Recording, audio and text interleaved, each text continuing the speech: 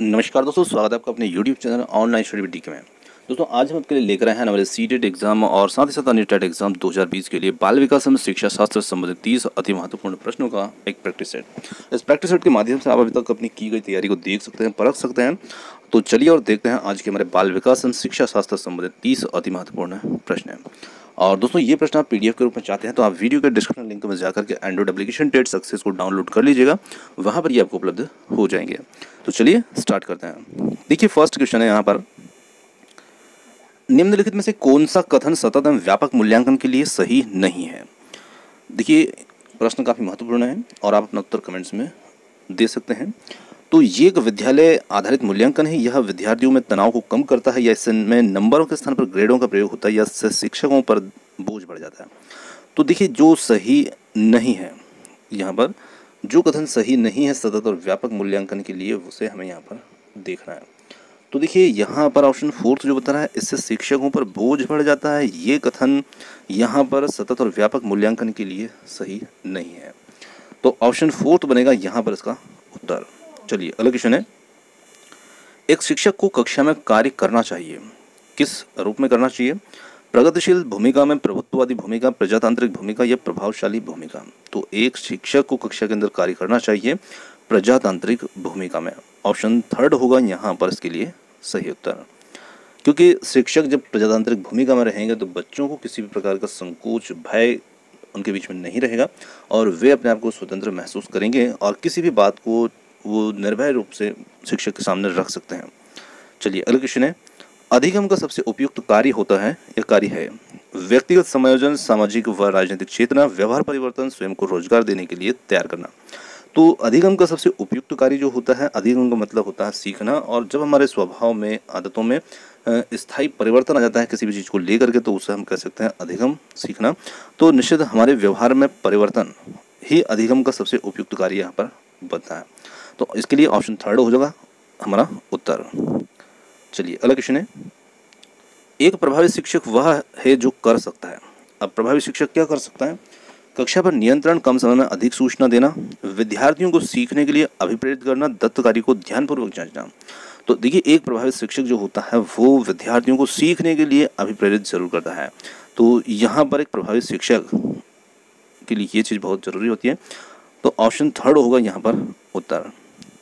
चलिए अगला क्वेश्चन है, समूह शिक्षण है। अब समूह शिक्षण जो होता है ये क्या होता है? 4 विकल्पों को देखते हैं। संसाधन और रुचि व विशेषता का इष्टतम उपयोग करने हेतु शिक्षकों के द्वारा शिक्षण है। सेकंड ऑप्शन है यहाँ पर शिक्षकों की अनुपलब्धता से निपटने का एक उपाय है। 3 है स्कूल के शिक्षकों के समूह के बीच स्वस्थ प्रतिस्पर्धा को प्रोत्साहित करता है। और 4 है विद्यार्थियों को उनकी योग्यता के अनुसार छोटे समूह में बांटकर शिक्षण देना है। तो देखिए यहाँ पर संसाधन, रुचि व विशेषताओं का इष्टतम उपयोग करने हेतु शिक्षकों के समूह द्वारा शिक्षण है। तो ऑप्शन 1 होगा यहाँ पर हमारा उत्तर। चलिए, एक बच्चा रिक्त स्थान से ग्रस्त है और वह स और वाज, न्यूक्लियर और अनक्लियर में अंतर नहीं कर सकता है, तो वो बच्चा किससे ग्रस्त होगा? शब्द जबलिंग विकार से, डिसलेक्सिया से, या सॉरी यहाँ पर ये डिसलेक्सीमिया है, और ऑप्शन 3 में है डिसलेक्सिया और 4 में है डिसमॉर्फिमिया। तो यहाँ पर बच्चा जो है वो ग्रस्त है डिसलेक्सिया से, क्योंकि डिसलेक्सिया में जो एक जैसे लगभग दिखने वाले शब्द होते हैं उनमें वो अंतर नहीं कर पाता है। तो ऑप्शन 3 होगा यहाँ पर उत्तर। अगला क्वेश्चन है, बच्चों के सीखने की प्रक्रिया में प्रगति तब हो सकती है जब हम उनकी प्रगति की नियमित रूप से जांच करें। सेकंड है बच्चों की प्रगति को नियमित रूप से जांचने के साथ साथ सुधारात्मक कदम उठाएं। 3 है बच्चों को नियमित रूप से गृह कार्य दें। 4 है बच्चों के लिए नियमित रूप से गतिविधियां आयोजित कराएं। तो यहाँ पर हम कह सकते हैं कि बच्चों के सीखने की प्रक्रिया होगी, उसमें प्रगति कब हो सकती है? जब हम बच्चों की प्रगति को नियमित रूप से जांचने के साथ साथ उनमें सुधारात्मक कदम उठाएंगे, तो निश्चित यहाँ पर बच्चों के सीखने में प्रगति होगी। अगला हमारा क्वेश्चन है, कोलबर्ग के अनुसार शिक्षक बच्चों में नैतिक मूल्यों का विकास कर सकता है। काफ़ी बार ये सीटेट वगैरह के अंदर आया हुआ क्वेश्चन है। तो नैतिक मुद्दों पर आधारित चर्चाओं में शामिल करके बच्चों के अंदर नैतिक मूल्यों का विकास शिक्षक कर सकता है। सीधे इसके उत्तर को ठीक कर देते हैं। चलिए ऑप्शन 1 हुआ हमारा यहाँ पर उत्तर। अगला हमारा क्वेश्चन है, प्राथमिक स्तर पर बच्चों के लिए संगीत, कहानी कहने, नाटक, कला, शिल्प, खेल आदि जैसी गतिविधियों का संचालन सप्ताह में 1 बार होना चाहिए। प्रत्येक विषय के साथ सम्मिलित होना चाहिए। अलग से संचालित करना चाहिए या फोर्थ अतिरिक्त समय में कराया जाना चाहिए। तो यहाँ पर हम कह सकते हैं कि ये जो गतिविधियाँ यहाँ पर हैं इनका संचालन प्रत्येक विषय के साथ सम्मिलित होना चाहिए। ऑप्शन सेकंड होगा यहाँ पर इसके लिए उत्तर। चलिए अगला क्वेश्चन है, एनसीएफ 2005 में कला शिक्षा को विद्यालय में जोड़ने का उद्देश्य है विरासत की प्रशंसा करना, छात्रों के व्यक्तित्व और मानसिक स्वास्थ्य को विकसित करना। थर्ड ऑप्शन है केवल एक सही है और फोर्थ ऑप्शन है एक और दो दोनों ही सही है। तो यहाँ पर हम कहेंगे कि ऑप्शन फोर्थ ही यहाँ पर सही होगा, जिसमें दोनों ही सही है, एक और दो दोनों। चलिए बढ़ते हैं अगले प्रश्न की ओर।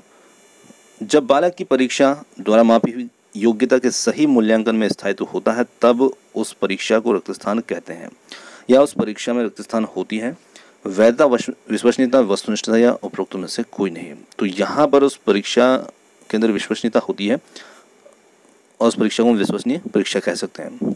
चलिए अगला क्वेश्चन है, रिक्त स्थान में मापन की भूमिका सब सीखी हुई कुशलताओं में निष्पादन का एक संपूर्ण अवलोकन देती है। निर्माणात्मक मूल्यांकन, योगात्मक मूल्यांकन, निदानात्मक मूल्यांकन या फोर्थ है उपरोक्त में से कोई नहीं। तो यहाँ पर हम कहेंगे कि योगात्मक मूल्यांकन में मापन की भूमिका सब सीखी हुई कुशलताओं में निष्पादन का एक संपूर्ण अवलोकन देती है। ऑप्शन सेकंड होगा यहाँ पर उत्तर। अगला हमारा क्वेश्चन है, अनुसंधान जो सामाजिक समस्या से संबंधित होता है तथा विद्यालय की जनशक्ति के द्वारा विद्यालय में क्रियाकलापों के सुधार हेतु संचालित किया जाता है वह रिक्त स्थान कहलाता है।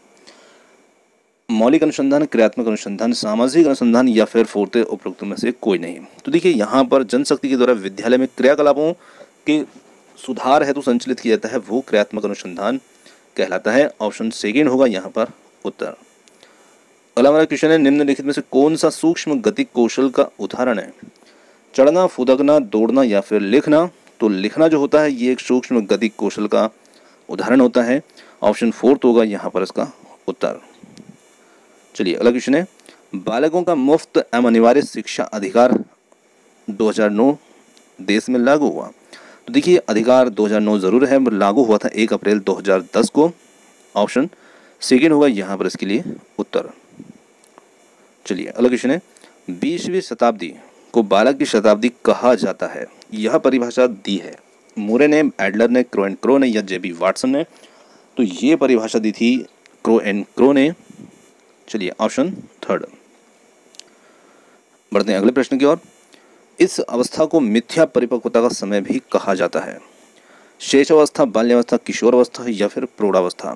तो बाल्यावस्था जो होती है इसे मिथ्या परिपक्वता का समय भी कहा जाता है। ऑप्शन सेकंड होगा इसके लिए उत्तर।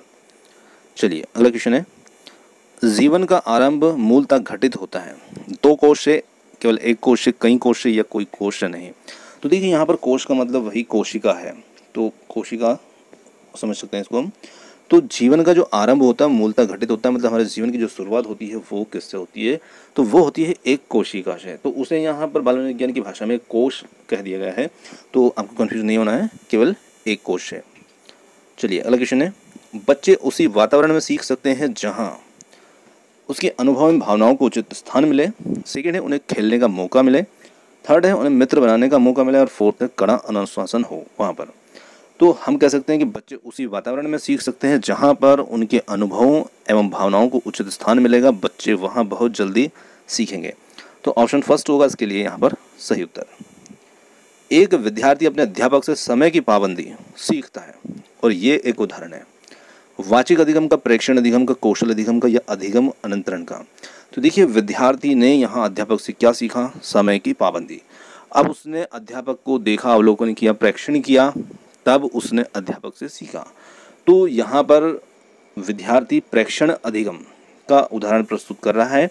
ऑप्शन सेकंड, जिसके अंदर हम किसी चीज़ को देख करके उसका अनुकरण करते हैं, उससे सीखते हैं, तो ये प्रेक्षण अधिगम का होगा।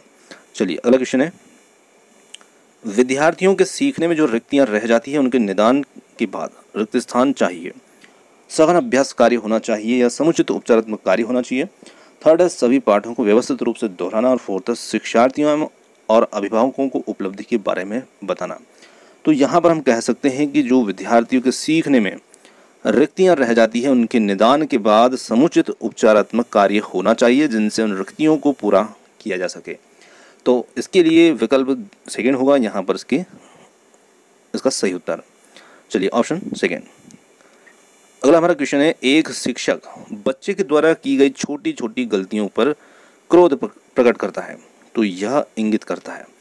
अब देखिए, शिक्षक बच्चे के द्वारा छोटी छोटी गलतियों पर क्रोध प्रकट कर रहे हैं तो यहाँ पर बहुत अच्छी बात हमें सीखने को मिल रही है इस प्रश्न में, और यह इंगित करता है। तो देखिए, यहाँ पर शिक्षक के ऊपर प्रश्न को बताया गया है कि शिक्षक क्रोध प्रकट कर रहे हैं तो वह बच्चे का शुभचिंतक है या उसमें ज्ञान की कमी है, वह कुंठित है, और ऑप्शन 4 है वह संवेगात्मक रूप से संतुलित नहीं है। अब देखिए, यहाँ इसका जो उत्तर होगा वो होगा ऑप्शन 4। शिक्षक यहाँ पर संवेगात्मक रूप से संतुलित नहीं है। क्यों? क्योंकि शिक्षक बच्चे के प्रति क्रोध प्रकट कर रहे हैं। तो इस प्रश्न से हमें सीखने की बात ये मिलती है कि हम हमारे आसपास भी कई ऐसे लोगों को देखते हैं जो अधिकतर क्रोध प्रकट करते रहते हैं, तो वहाँ हम उनको देख करके समझ सकते हैं कि ये संवेगात्मक रूप से बैलेंस में नहीं है, संतुलित नहीं है। तो ऑप्शन 4 होगा यहाँ हमारा उत्तर। चलिए, बहुत अच्छा प्रश्न था। अगला प्रश्न हमारा है, NCF 2005 के संबंध में निम्न में से कौन सा कथन सही है। अब यहाँ पर हमें सही कथन को देखना है कि जो कथन यहाँ पर सही है। चलिए थोड़ा सा इसको, यह भारत की विद्यालय शिक्षा के संबंध में एक संवैधानिक संशोधन है, और सेकंड ऑप्शन है यहाँ पर NCERT के द्वारा तैयार किया गया दस्तावेज है जो भारत की विद्यालय शिक्षा संबंधी संस्तुतियाँ प्रस्तुत करता है, और थर्ड है यह भारत में गुणात्मक शिक्षा के संबंध में यूनेस्को और भारत द्वारा हस्ताक्षरित दस्तावेज है। आप अपने विकल्प का चयन इन तीनों में से कर सकते हैं, और ऑप्शन 4 को मैं थोड़ा सा दिखा रहा हूँ तो उसमें हो सकता है कि आपको पहला विकल्प शायद दिख ना पाए। तो चलिए, यहाँ पर थोड़ा सा मैं इसको, और 4th विकल्प हमारा है इनमें से कोई नहीं है। तो कहने का मतलब आपको इन तीनों में से चयन करना है, या 4th है इनमें से कोई नहीं है। तो हम चयन करेंगे यहाँ पर ऑप्शन 2 का कि ये NCERT के द्वारा तैयार किया गया दस्तावेज है जो भारत की विद्यालय शिक्षा के संबंध में संस्तुतियाँ प्रस्तुत करता है। ऑप्शन 2 होगा यहाँ इसका उत्तर। चलिए अगले प्रश्न की ओर बढ़ते हैं। अगला क्वेश्चन हमारा है, सीखने की प्रक्रिया में सीखने का स्थानांतरण हो सकता है, किस प्रकार का हो सकता है, सकारात्मक, नकारात्मक, शून्य, या फिर ये सभी। तो यहाँ पर हम कहेंगे कि सीखने की प्रक्रिया में सीखने का स्थानांतरण इन सभी प्रकार का हो सकता है। ऑप्शन 4 हो जाएगा इसके लिए यहाँ पर उत्तर। चलिए अगला क्वेश्चन है, निम्नलिखित में से कौन सा मत अंतर्दृष्टि द्वारा सीखने की व्याख्या करता है, मनोविश्लेषणवाद, व्यवहारवाद, संबंधवाद, या फिर ऑप्शन 4 है गेस्टाल्टवाद। तो यहाँ पर हम कहेंगे कि जो गेस्टाल्टवाद है वो